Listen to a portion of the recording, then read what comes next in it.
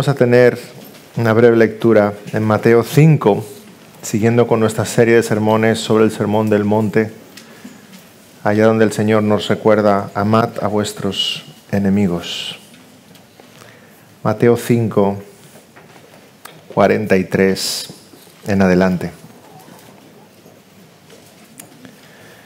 Dice así la palabra del Señor. Oísteis que fue dicho: amarás a tu prójimo y aborrecerás a tu enemigo.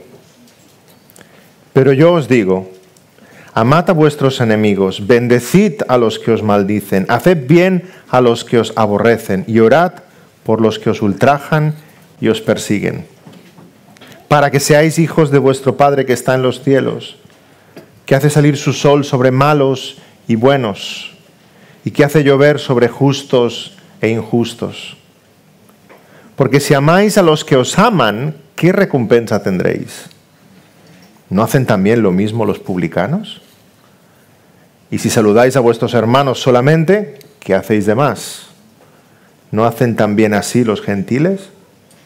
Sed pues vosotros perfectos como vuestro Padre que está en los cielos es perfecto. Amén. Vamos a orar. Señor, te rogamos en esta mañana una vez más que tú, a través de tu santa palabra, como espada afilada de dos filos, quieras entrar hasta lo más profundo de nuestro corazón. Qué tema, Señor, el que nos presentas en esta mañana. Qué reto tan grande para nuestros corazones.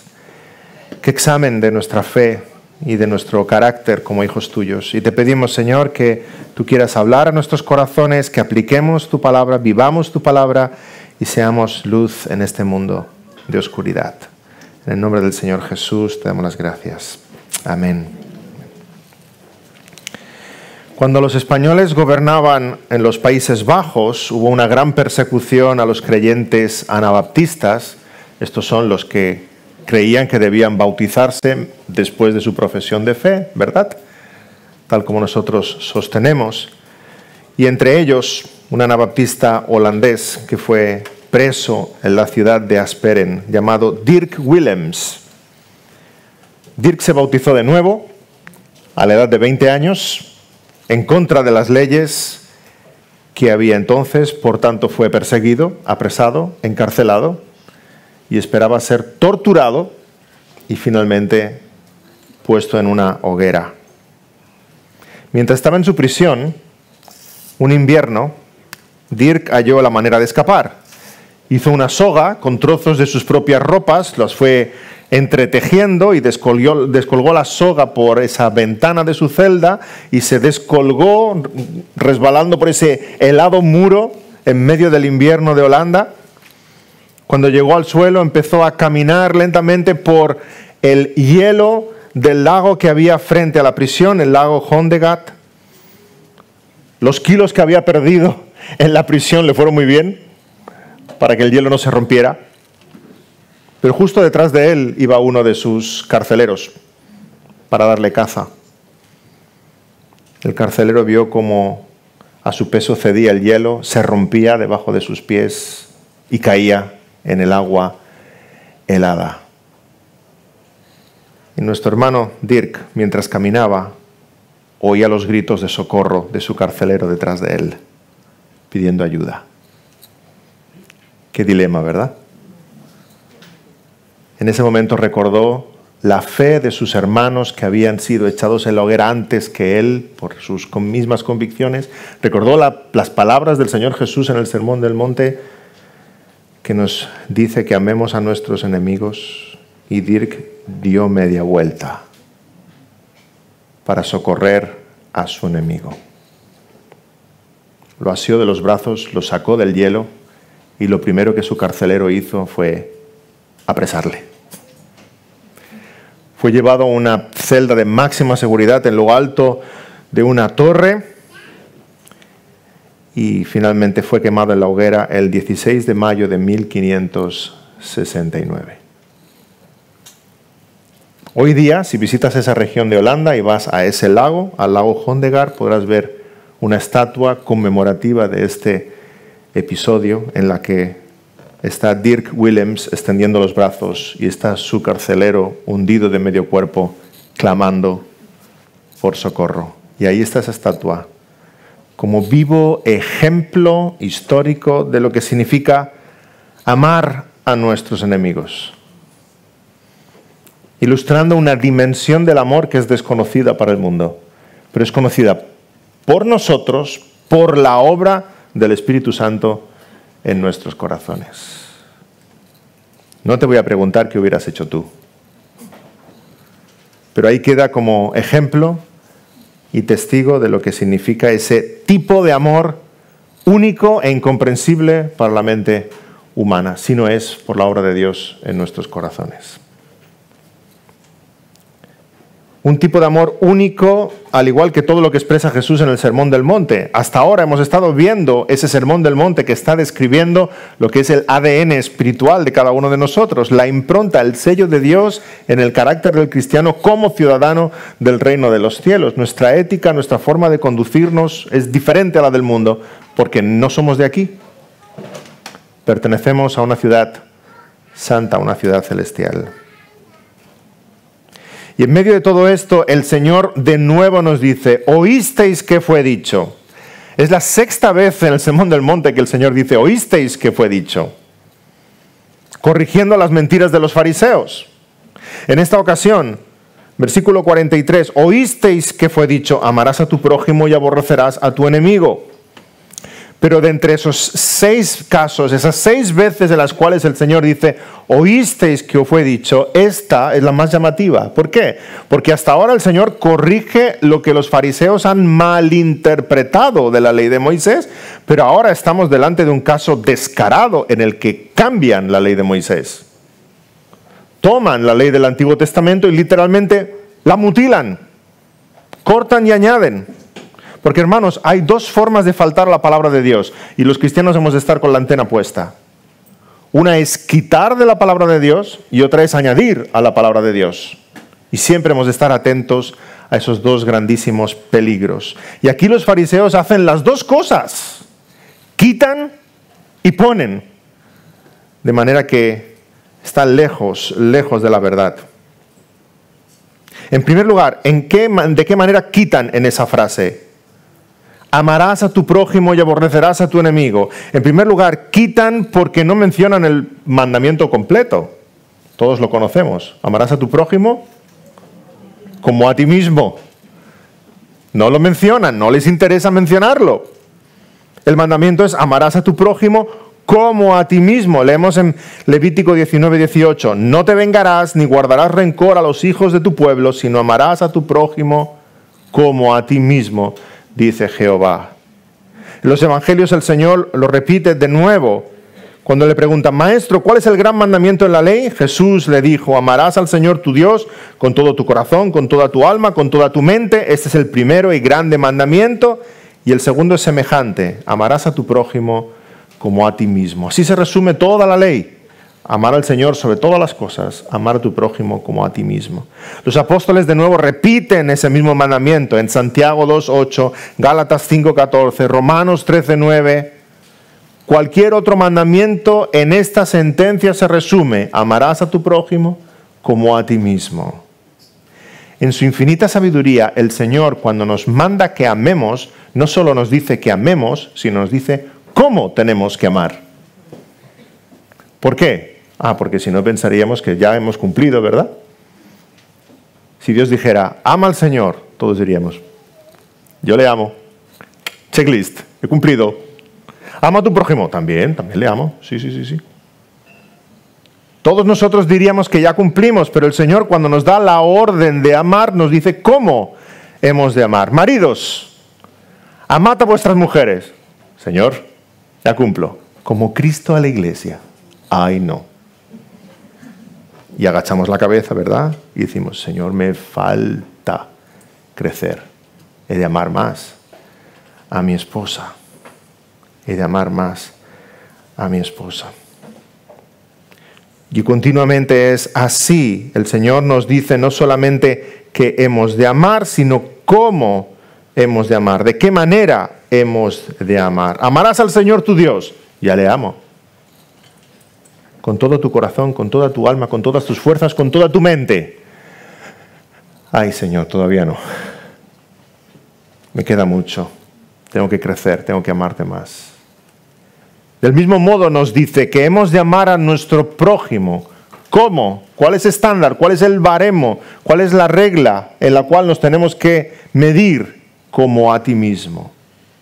Los fariseos eliminan esta frase porque quieren decir que ya aman a su prójimo, pero sin recordar el baremo que Dios puso. ¿De qué manera tienes que amar a tu prójimo? Como te amas a ti mismo, como ya te amas a ti mismo. Y sabes, te amas mucho. Dice la palabra, ninguno aborreció jamás a su propia carne, sino que la sustenta y la cuida. Nos amamos mucho a nosotros mismos. Aun cuando observas la vida de aquellas personas que son capaces de hacer cosas descabelladas, las hacen porque creen que es lo mejor para ellos. Simplemente, nos amamos mucho a nosotros mismos. Y hoy día parece que es al revés. Escuchamos en todas partes ese psicoevangelio de la autoestima, ¿verdad? Que te tienes que amar a ti mismo, te tienes que amar a ti mismo. Y la psicología de hoy día ha infectado, ¿de qué manera? Incluso las iglesias cristianas. Hay quienes llegan a decir que este versículo está mandando que te ames a ti mismo. Claro, ¿cómo vas a amar a tu prójimo como a ti mismo si primero no te amas a ti mismo? Primero te tienes que amar mucho a ti mismo. Que primero hemos de procurar una buena autoestima y entonces podremos obedecer a Dios. Tremenda barbaridad. Estamos poniendo condiciones a la ley de Dios. El Señor nos manda que amemos al prójimo y que amemos a Dios sobre todas las cosas. Nunca encontrarás en la palabra que Dios te diga que tienes que amarte a ti mismo. Da por sentado que te amas a ti mismo. De hecho, es el baremo para amar a los demás. ¿Cómo tengo que amar a mi prójimo, Señor? Como te amas a ti mismo. De esa manera tienes que amarle. Hermanos, no existe tal cosa como la baja autoestima. ¿Podemos borrar eso de nuestras mentes? ¿Podemos ponerle calificativos bíblicos, aquello que el mundo llama baja autoestima? Llámalo orgullo herido. Llámalo exceso de atención en uno mismo. Llámalo temor a los hombres. Llámalo tristeza al contemplar el pasado. Llámalo vergüenza. A veces llámalo cobardía. Pero no lo llames autoestima, porque no está en la palabra de Dios. La solución nunca es hacer crecer tu amor propio. La solución es olvidarte de ti. No es autoestima la respuesta, es Cristo estima y autoolvido. Deja de mirarte a ti mismo. Mira la ley del Señor. Ama a Dios sobre todas las cosas. Ama a tu prójimo como a ti mismo. Ahí tienes salud para tu alma. Ama a tu prójimo, decían los fariseos, y quitan el cómo. No les interesa.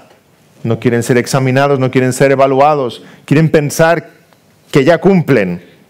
Pero no solamente quitan eliminando esa parte, como a ti mismo, también quitan de este mandamiento devaluando el concepto de prójimo. Para los fariseos, ¿quién era el prójimo? Aquel que era igual a ellos.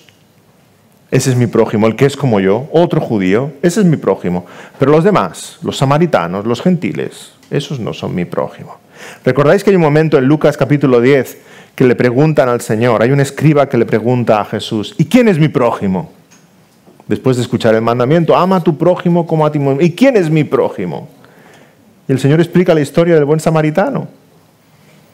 Un hombre va camino de Jericó y es herido por los maleantes y entonces pasa junto a él un sacerdote y no lo asiste, y pasa junto a él un levita y tampoco lo asiste, y entonces pasa un samaritano.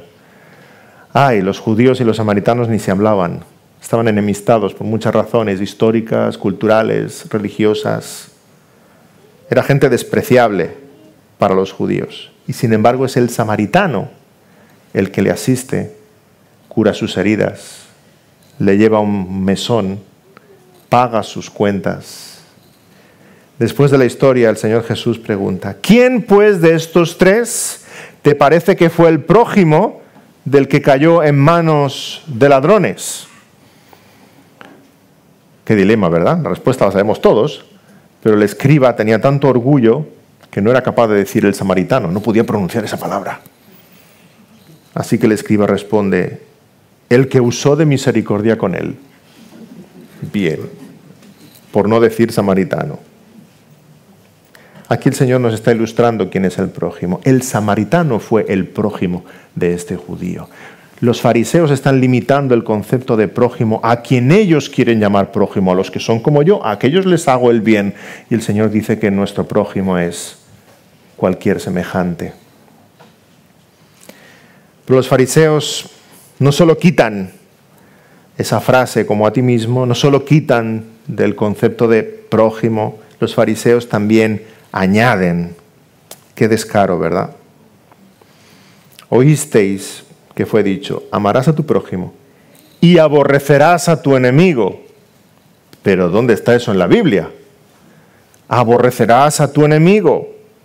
Están retorciendo el mandamiento para que diga exactamente lo contrario que quería decir el Señor. Buscan la manera de poder odiar a gusto y estar tranquilos en sus conciencias, pero el mandamiento del Señor tiene el propósito exactamente contrario, de frenar el odio y fomentar el amor. Transformar ese odio en amor. Porque al final, hermanos, cumplimos la ley amando. No hay otra salida. Tienes que amar. Sí o sí. Y cuando hablamos de enemigos, tal vez viene alguien a tu mente en estos momentos. Tienes que amar sí o sí. Dicen de un matrimonio que estaba muy discutido y vinieron al despacho pastoral a conversar con uno de los pastores. El marido estaba enfurecido, le salía humo por las orejas, ¿sabéis? Como los dibujos animados, ¿verdad?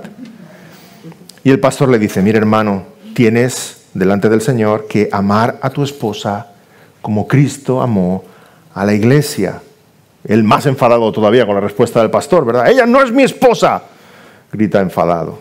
Pues mira, dice el Señor que tienes que amar a tu prójimo como a ti mismo. No, tampoco es mi prójimo, no la puedo ni ver, solamente habla mal de mí. Pues mira, dice el Señor que es amar a tus enemigos y hacer bien a los que te aborrecen. Vemos que no hay escapatoria. Ya sea que ames a tu esposa, que ames a tu prójimo o que ames a tu enemigo, al final tienes que amar al que tienes al lado. Sí, el pasaje de hoy va aplicado también a aquellos matrimonios que estén discutidos aquí en esta sala. Ama a tu enemigo. Ama a tu enemiga. Porque obedeces la ley del Señor. Al final tienes que amar, sí o sí. Todo lo que estamos diciendo también es aplicable a ti. En ese conflicto matrimonial, familiar, laboral.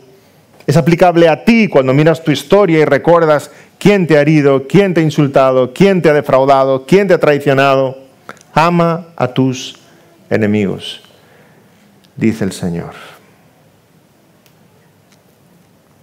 Entonces, ¿de dónde sale esa idea de que han de aborrecer a sus enemigos? Bueno, probablemente los judíos tomaran esta idea de aborrecer a los enemigos del Antiguo Testamento, de las guerras contra los cananeos. Recordáis que el pueblo de Israel entra en la tierra prometida, Josué, Caleb, y tienen que arrasar y tienen que echar de la tierra a todos esos pueblos cananeos que estaban allá, los amalecitas, los filisteos, etc. No emparentar con ellos, no hacer pacto con ellos. Pero hermanos, esas guerras están ordenadas por Dios. Esas guerras tenían el propósito de salvaguardar el honor de Dios, proteger el pueblo de Dios. Era una guerra de Dios contra los otros dioses. Esas guerras que tenemos en el Antiguo Testamento son de verdad las únicas guerras santas que ha habido a lo largo de la historia. Pero no es de eso que nos está hablando el Señor en el Sermón del Monte. En el Sermón del Monte el Señor nos está hablando de cuando me ofenden a mí, cuando te ofenden a ti. Entonces se convierte en un reto personal. ¿Qué hago yo con aquellos que me ofenden? ¿Quiénes son los enemigos en el contexto del Sermón del Monte? Los que nos persiguen por causa de la justicia. Los que nos insultan y mienten. Los que te hieren en una mejilla. Los que te obligan a llevar la carga. En ese contexto el Señor te dice a ti y a mí, ama a tus enemigos.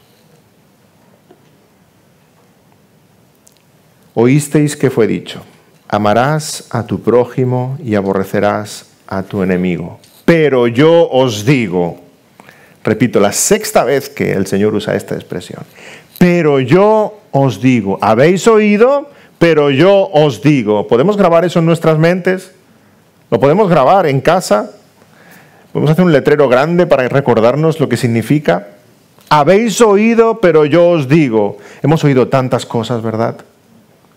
Algunos de vosotros venís de contextos diversos, donde hemos escuchado cantidad de enseñanzas erróneas. Señor hoy os dice, habéis oído, pero yo os digo. Podemos escuchar solamente la palabra que es lumbrera a nuestros pies y es realmente donde tenemos que poner toda nuestra confianza. No en las historias, en las fábulas, en los cuentos de viejas, en las paparruchadas que hemos escuchado por ahí. Habéis oído, pero yo os digo. Jesús te dice, lo que Él dice lo dice con autoridad. Escúchale.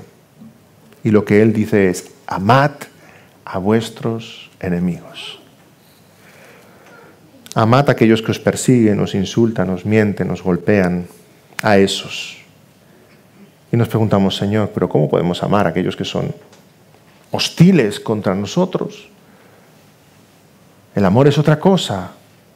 El amor es lo que veréis mañana, ¿verdad? ¿Sí? San Valentín. No os olvidéis de llevar una flor a vuestra esposa. No os juguéis la vida. Llevarle una flor a vuestra esposa.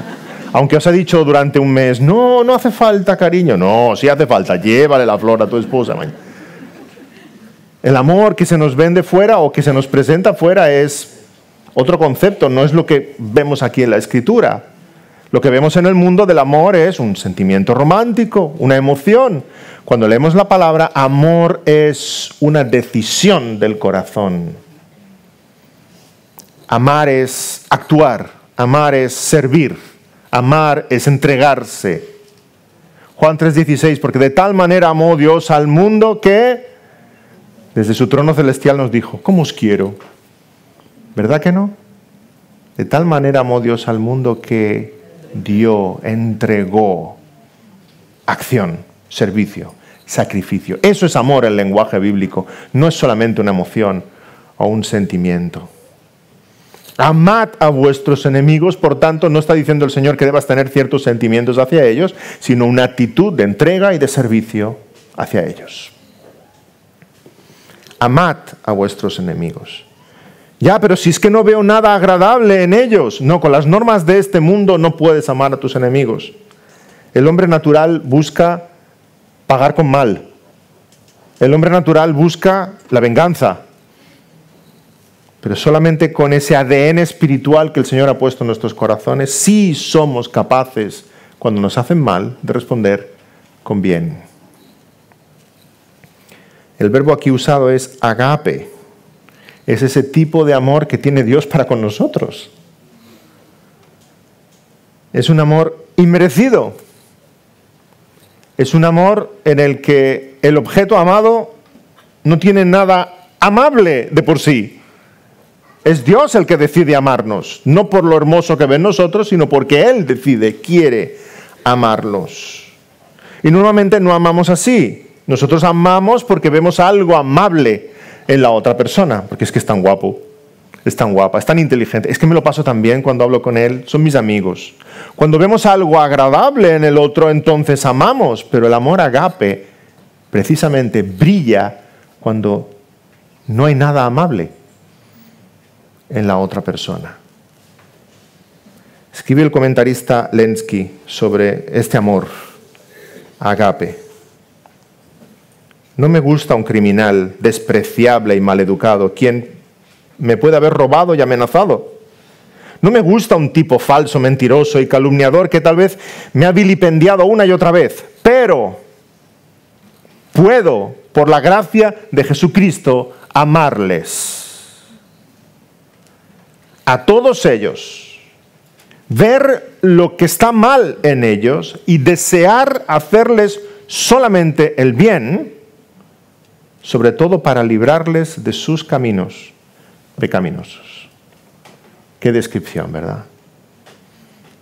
No nos gusta, pero por la gracia del Señor Jesucristo podemos amarles. Qué diferente es nuestro amor, ¿verdad?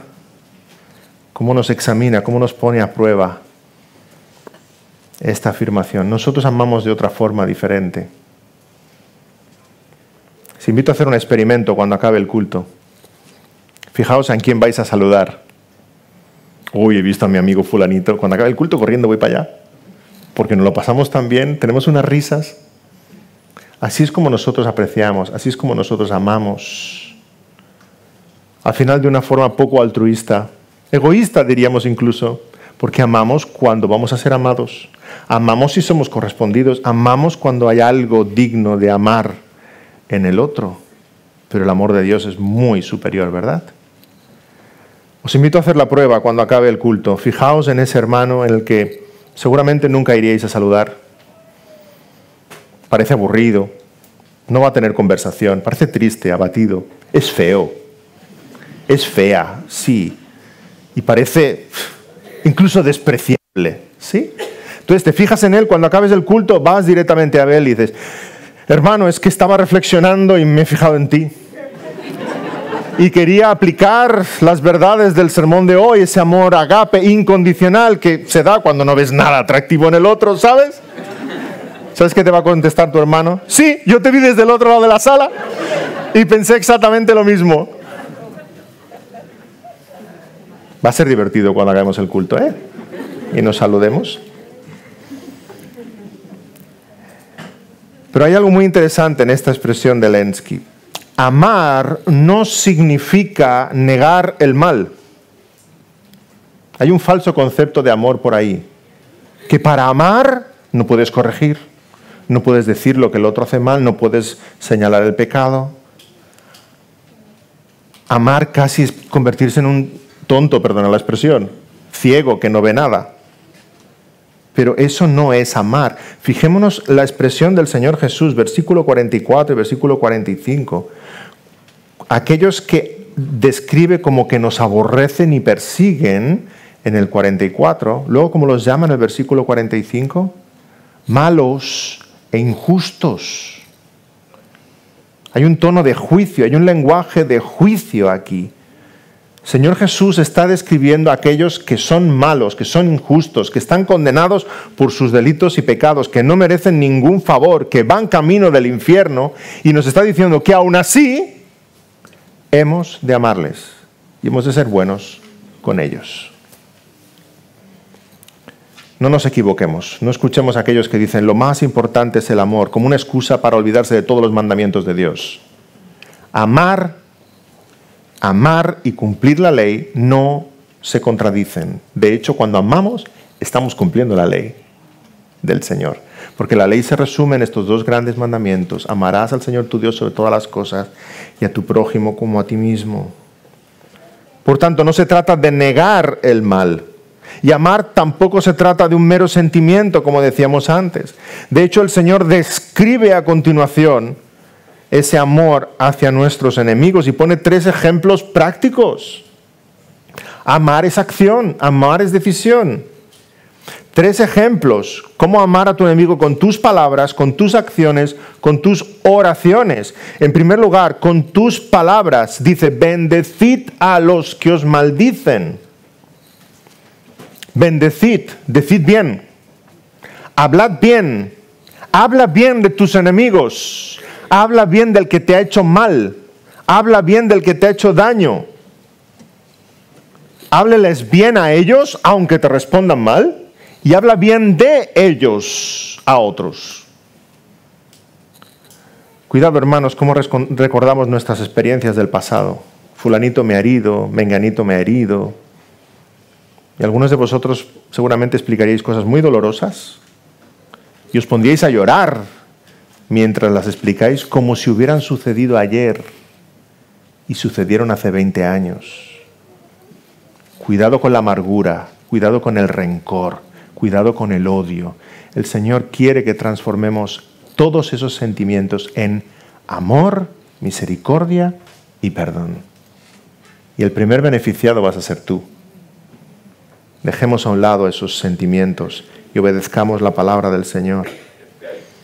Cierto que te han herido, te han defraudado, te han calumniado, te han traicionado, pero tú tienes a Cristo. Y la sangre de Cristo lava tu pasado y somos nuevas criaturas. Y podemos ver lo que sucedió como lo que es, pasado, historia. perdonado y lavado por la sangre del Cordero. Y cuando hables de tu enemigo, cuando hables del que te ha dañado, bendice. Dice Matthew Henry, a sus espaldas debemos comentar aquello que veamos en ellos que es de alabanza. Y cuando ya hemos dicho todo lo bueno que podíamos decir, no continuamos diciendo nada. Bendecir, bendecir. Ama con tus palabras, pero el Señor continúa en su descripción práctica de lo que es ese amor por nuestros enemigos. Ama con tus acciones. Haced bien a los que os aborrecen. Debemos amar con la lengua y debemos amar con las manos, con las palabras y con los hechos. Y esta es una mayor prueba que las meras palabras. Estar dispuesto a hacer el bien a aquel que nos ha hecho mal.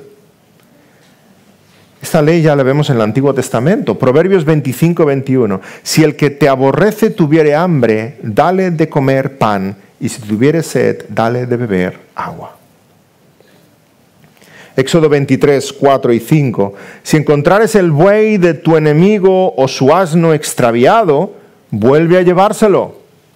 Si vieres el asno del que te aborrece caído debajo de su carga, ¿le dejarás sin ayuda? Antes bien le ayudarás a levantarlo. Tal vez estés pensando, ay pastor, esa expresión me ha gustado, el asno de mi enemigo. No, no va por ahí, hermano, no va por ahí. Se refiere al asno que tu enemigo tiene. Ah, no hay problema, si yo veo por Barcelona el asno de mi enemigo, se lo llevo. Claro, como hoy día no, la gente no va con asno, ¿verdad? Vas a ponerlo en lenguaje del siglo XXI. Si ves a tu enemigo que se ha quedado tirado con el coche, para y ayúdalo. Y si no arranca, llévalo a casa. Si ves a tu enemigo que no puede con la compra, ayúdale. Si sabes que está en la ciudad y está necesitado, llámale. Si sabes que no llega a final de mes, provee para él. El Señor está diciendo, cubre las necesidades de aquel que te ha hecho mal. Paga a aquel que te ha hecho mal, págale con bien. No seáis vencidos del mal, sino venced con el bien el mal. Ama con tus palabras, ama con tus acciones, ama con tus oraciones. El Señor va más profundo aún. Orad por los que os ultrajan y os persiguen. El amor aquí cada vez es más profundo. Primero la lengua, luego las acciones, ahora el corazón, porque delante del Señor no podemos fingir nada. Aún podíamos fingir nuestras palabras y nuestros actos, ¿verdad? Uy, que vean que soy buen cristiano. Voy a decir lo que toca, voy a hacer lo que toca, pero con nuestro corazón, orando delante del Señor, ¿quién puede esconderse? Nadie puede esconderse. El Señor escudriña nuestros corazones. Por lo tanto, orar por tus enemigos va a ser la mayor muestra de identificación con Dios y con su carácter como hijo suyo. Orar por tus enemigos. ¿Recuerdas a Esteban? Acabamos de leer su martirio. Estaba siendo apedreado y mientras está siendo apedreado clama al cielo, Señor, no les tomes en cuenta este pecado. Y el Señor escuchó su oración. Vaya que se la escuchó. No les tomes en cuenta este pecado. Entre los que estaban allí estaba Saulo, Pablo, el joven Saulo. Está cuidando de las ropas de aquellos que están tirando piedras, para que puedan tirar piedras más cómodamente, evidentemente. Está guardando las vestiduras, está siendo cómplice del asesinato de Esteban. Y Esteban está orando por Saulo. No se lo tengas en cuenta, Señor. Y por la gracia y la misericordia del Señor, Saulo es perdonado de sus pecados, lavados por la sangre de Cristo y tremendamente usado por Dios en la extensión del reino. Ama a tus enemigos. Y amar no es un mero sentimiento. Amar es acción. Bendice a los que te maldicen. Haz el bien a los que te hacen el mal. Ora por los que te persiguen. Y quisiera compartir con vosotros dos razones por las cuales ha de ser así, debemos hacer así en nuestras vidas. En primer lugar, porque amando a tus enemigos expresas confianza en tu Dios y Señor. Cuando un deportista en un deporte de equipo le hacen falta, ¿verdad? El deportista puede levantarse del suelo sereno y sin aspavientos y sin gritos. ¿Por qué? Puede levantarse sereno porque confía que el árbitro lo ha visto, que el árbitro es justo, que el árbitro pondrá orden. Del mismo modo, el cristiano es golpeado y se levanta del suelo sereno, en paz, confiado en su corazón, porque hay un árbitro celestial que ve todas las cosas. Y en Él confiamos. Él es el que pone orden a nuestra historia y a la historia. Ante la ofensa, confía en Dios. Sus ojos eternos lo han visto todo. Tus enemigos serán vencidos. Todos los enemigos del Señor Jesucristo serán vencidos. O serán vencidos como Jericó, cuyas murallas cayeron, o serán vencidos como Nínive, arrepentidos y clamando al cielo. Todos los aquí presentes vais a clavar vuestras rodillas delante de Jesucristo cuando venga en el día final y vais a decir: Jesucristo es el Señor. Unos vencidos con su gracia, otros vencidos con su ira. Unos derrotados hoy para vida eterna, otros derrotados mañana sin esperanza de vida eterna. Pero todos somos derrotados por el Rey de Reyes y Señor de Señores. Así que pase lo que pase en tu vida, aunque sea la más grande de las injusticias que puedas vivir, confía en el juez celestial que todo lo ve y pondrá orden en todas las cosas. Que la serenidad que describe el Salmo 23 pueda ser una realidad en tu vida. Aderezas mesa delante de mí en presencia de mis angustiadores.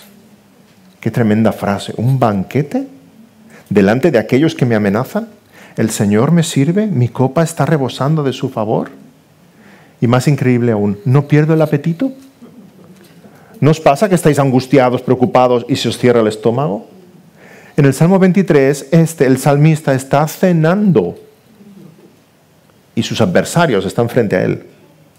Cenando. Esa es la paz del banquete que tenemos cuando confiamos en nuestro Señor, a pesar de las dificultades y de la oposición.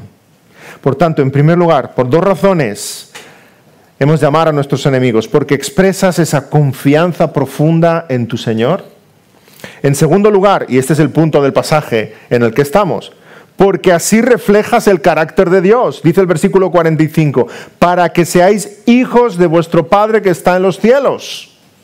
Cuando amamos a nuestros enemigos, estamos haciendo como Dios, que ama a sus enemigos. Por tanto, estamos identificándonos con Él. El mundo ve que somos sus hijos. Nosotros crecemos en certeza de que somos sus hijos. ¿Qué es lo que Dios hace con sus enemigos? Muestra paciencia, misericordia. Dios hace salir su sol sobre malos y buenos. Hace llover sobre justos e injustos. La bondad de Dios alcanza no solamente a sus hijos, la bondad de Dios alcanza también a los enemigos de la cruz de Cristo. El sol y la lluvia están en manos de Dios. Bueno, popularmente decimos llueve, como si pasara solo, ¿verdad? O ha salido el sol, como si tuviera autonomía. No, Dios hace llover, Dios hace salir el sol. Toda la naturaleza está bajo sus órdenes. Y aquí la lluvia y el sol representan en nuestro pasaje las bendiciones. ¿Por qué? Porque sin lluvia y sin sol no hay cosechas, no hay donde pueda pastar el rebaño, no hay frutos, no hay bendiciones. La lluvia y el sol representan en nuestro pasaje las bendiciones del cielo. Es Dios que derrama las bendiciones. Todas las bendiciones vienen de Él. Y allí donde el incrédulo dice, ¡qué suerte!, el cristiano dice, gracias, Señor. Y es la misma bendición sobre creyentes y sobre incrédulos. Nuestro corazón es diferente, nuestra actitud es diferente, pero Él es bueno con sus hijos y Él es bueno con los ateos que blasfeman cada día su nombre. Así de grande es la bondad del Señor. Y los teólogos llaman a esto gracia común. O sea, no es una gracia particular para salvación, sino que es una gracia inmerecida para con todos los hombres. Todos los seres humanos son bendecidos por esta gracia común de Dios. Todos disfrutamos del aire que respiramos. Todos disfrutamos de la brisa del mar, del sabor de las fresas, de un abrazo, de la risa de un niño, del amor de tu esposa, de la música, de la ciencia, de la medicina, del arte, de la familia. Todos, creyentes e incrédulos. Y Dios lo da a todos, no solo a sus hijos. Cuánta bondad hay en el Señor. Y aquí está el punto. ¿Vemos el argumento, hermanos? Si Dios hace el bien no solamente a sus hijos, sino a todos los hombres, también a sus enemigos, y nosotros somos hijos de Dios que reflejamos su carácter, su ADN espiritual, entonces nosotros también debemos amar a nuestros enemigos, a aquellos que nos hacen el mal, para que este mundo pueda ver que somos hijos de nuestro Padre Celestial. Y si no es así, básicamente el Señor continúa el argumento en los versículos 46 y 47 y básicamente nos dice, si no es así, ¿qué hay de especial en vosotros? Os llamáis cristianos, pero si no es así, ¿qué hay de especial en vosotros? Versículo 46, porque si amáis a los que os aman, ¿qué recompensa tendréis? ¿No hacen lo mismo los publicanos? Y si saludáis a vuestros hermanos solamente, ¿qué hacéis de más? ¿No hacen también así los gentiles? Aquí publicano sabemos que es sinónimo de pecador. No había palabra más despreciable que publicano. El publicano era un traidor porque era un judío que colaboraba con los romanos para recaudar impuestos, y además el publicano era ladrón porque no recogía solo impuestos, sino que recogía de más y se los metía en el bolsillo. ¿Recordáis Zaqueo, que se convirtió y como fruto de su conversión dijo que había devuelto todo lo que había robado? ¿Recordáis Mateo, uno de los evangelistas, que también era publicano y dejó la mesa con todo su trabajo y siguió al Señor Jesús? Publicano es sinónimo de pecador y gentil es sinónimo de aquel que no es judío, aquel que es pagano, aquel que pertenece a otros pueblos. El Señor está diciendo aquí en este pasaje que los incrédulos y los pecadores saben hacer buenas obras para con aquellos que tienen cerca. Saben hacer buenas obras para con aquellos que aman. Hay incrédulos que son padres excelentes, por supuesto, que son amigos fieles a sus amigos, que son esposos ejemplares y son incrédulos. ¿Y qué tiene eso de extraordinario? Y el Señor está preguntándote, ¿haces tú lo mismo y ya está? Ahí es donde llega el bien que haces. ¿Haces el bien solo a aquellos que amas y que tienes cerca? Cuando llegues al cielo, ¿esperas que el Señor Jesús te dé una palmadita en la espalda y te diga, oh, qué orgulloso estoy de ti? Fuiste muy buena persona, hiciste mucho bien a tus amigos. Fuiste muy generoso con tu familia. Y fuiste servicial con aquellos que te caían bien. ¿Esperas que te alabe por eso? ¿Tú sabes que Al Capone también era bueno con su hijo? ¿Sabes que Hitler era atento con su novia? ¿Esperas que el Señor te alabe por haber hecho lo mismo que miles de los que estarán ardiendo en el infierno? Ni más ni menos. Ese es el reto que el Señor nos está diciendo. Amad a vuestros enemigos, imitad a vuestro Padre Celestial, porque si solo hacéis el bien a aquellos que os hacen el bien, si solo hacéis el bien a aquellos que os corresponden, ¿qué diferencia hay entre vosotros y los incrédulos? Ese es el gran reto, hermanos. Como explica Matthew Henry, ser cristiano es más que ser humano. ¿Qué hacemos más que los demás? ¿Qué cosas excelentes hacemos? Nosotros sabemos más que otros, nosotros hablamos más que otros de las cosas de Dios, nosotros profesamos y hemos prometido más que otros, Dios ha hecho más por nosotros y por tanto es justo que Dios espere más de nosotros. Nos preocupa más la gloria de Dios que a otros, pero ¿qué hacemos más que otros? ¿De qué forma vivimos por encima del baremo de los hijos de este mundo? Mientras todos devuelven bien por bien, nosotros devolvemos bien por mal. Y ahí sí que algo extraordinario sucede. Ahí sí que estamos identificándonos con el carácter de Dios. Versículo 48. Sed pues vosotros perfectos, como vuestro Padre que está en los cielos es perfecto. Ahí sí estamos identificándonos con el ADN espiritual que el Espíritu ha grabado en nuestros corazones. Estamos viendo en nosotros mismos algo extraordinario. Somos diferentes porque somos hijos de Dios. Y Dios nos ve y se goza al ver en nosotros esos rasgos distintivos de un hijo suyo. ¿O no se alegra un padre cuando ve que sus hijos se le parecen? Va, los que sois papás novatos. ¿Sí? Ay, mira, tiene las orejas como yo, ¿eh? Y la forma de la nariz también, ¿verdad? Y estáis bañando al pequeño y dice, mira, este lunar, igual que yo, ¿eh? Exactamente igual que yo. Nos identificamos con nuestros hijos con nosotros y encontramos en eso verdadero gozo, deleite. En casa se ríen de mí porque explico chistes muy malos. Creo que tienen razón.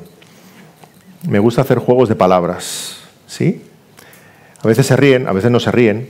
A veces se ríe solo Elizabeth y mis hijos de broma le dicen, bueno, mamá se ríe por contrato, ¿eh? O sea, como está casada contigo, no tienes más remedio, ¿sí? Pero a mí lo que me gusta es cuando ellos acaban haciendo un chiste de esos malos, como los que hago yo, ¿verdad? Lo hacen y luego se echan las manos a la cabeza y dicen, ay no, como papá, vaya, estoy cayendo en lo mismo. Esperamos que nuestros hijos imiten de nosotros lo bueno, nuestra fe, nuestro esfuerzo, nuestro amor, nuestra fidelidad, nuestra entrega, pero al fin y al cabo, de una forma u otra, nos acaban imitando. Y cuando los padres vemos que nuestros hijos se parecen a nosotros, encontramos en ello gozo, deleite. ¿Os podéis imaginar la mirada del Señor y el gozo del Señor cuando ven tu vida y ve que eres capaz de amar de una forma práctica y auténtica a tus enemigos? El Señor tu Dios, tu Padre Celestial, encuentra en ello gran deleite, gozo, alegría, porque viéndolo, lo que ve es el carácter del Señor Jesucristo siendo labrado en ti. Y encuentra gran gozo en tu vida. Hermanos, nosotros como hijos amados del Señor imitamos el carácter de nuestro Padre Celestial. Imitamos su perfección, su santidad, su pureza, su justicia, su amor. Queremos ser más como el Señor Jesucristo. Dirk Willems, con quien empezábamos el sermón hoy, quiso extender sus brazos para socorrer a su enemigo. No podía hacer otra cosa. No podía seguir caminando, aunque le costara la vida. No podía hacer otra cosa. Esa imagen de nuestro hermano Dirk extendiendo los brazos es la de Jesucristo haciéndote a ti. Tú, en esa ilustración, eres su enemigo que se está hundiendo. Y aunque Él nos extendió los brazos para hacer nuestro bien, nosotros se lo pagamos con mal. Lo insultamos, lo clavamos en una cruz, lo despreciamos. Esteban era apedreado y ora por sus perseguidores, imitando el carácter del Señor Jesucristo. ¿O no fue el mismísimo Señor Jesús que, clavado en una cruz, dijo, Padre, perdónalos porque no saben lo que hacen? Y al imitar el amor de Dios, hermanos, nos preguntamos, ¿cómo ama a Dios? ¿De qué manera ama a Dios? ama incluso a sus enemigos, hace llover sobre justos e injustos. Y aún más, el amor de Dios es tan poderoso y la gracia de Dios es tan indescriptible que cuando te alcanza es capaz de convertir enemigos suyos en amigos suyos, adoptados a la familia de Dios. Recuerda a Saulo de Tarso, está allí viendo cómo apedrean a Esteban y él mismo será apedreado unas cuantas veces. Él mismo entregará su vida por la causa del Evangelio. Esa gracia que Dios tuvo con Saulo es la gracia que el Señor tiene hoy contigo. Colosenses 1:21. Y a vosotros también, que erais en otro tiempo extraños y enemigos en vuestra mente, haciendo malas obras, ahora os ha reconciliado. Romanos 5:10. Siendo enemigos, fuimos reconciliados con Dios por la muerte de su Hijo. Ama a tus enemigos, pero sobre todo, mira al cielo y dile al Señor: gracias, Señor, porque un día amaste a tu enemigo. Amén. Oremos. Gracias, Señor, por el Evangelio, por la dicha de ser alcanzados por tu gracia y llamados por ti. Señor, nada merecíamos, éramos enemigos tuyos, destituidos de tu gloria, pecadores, rebeldes. Te devolvimos, por ese bien que tú nos hiciste, te devolvimos mal, Señor. Pero aún así tú nos amaste. Y ahora, siendo alcanzados por tu gracia y transformados por tu gracia, Señor, nosotros queremos seguir las pisadas del Señor Jesús, imitar su carácter. Eres tú el que nos capacita, por el poder de tu Espíritu, a amar a nuestros enemigos y a devolverles bien por ese mal que nos hacen. Señor, ayúdanos a vivir confiados, siempre mirando al cielo, a tu gloria eterna, a tu justicia, a tu santidad. Tú eres el juez supremo y en ti descansamos. Ayúdanos a mirar a ti en tu provisión.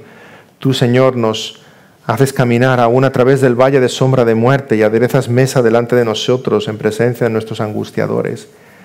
Señor, danos ese amor con el cual podemos amar aún a aquellos que nos hacen mal, imitando tu amor perfecto. Y gracias sobre todo, porque ese amor perfecto es el que un día nos alcanzó y fuimos transformados por tu gracia. En el nombre precioso del Señor Jesús te damos las gracias. Amén.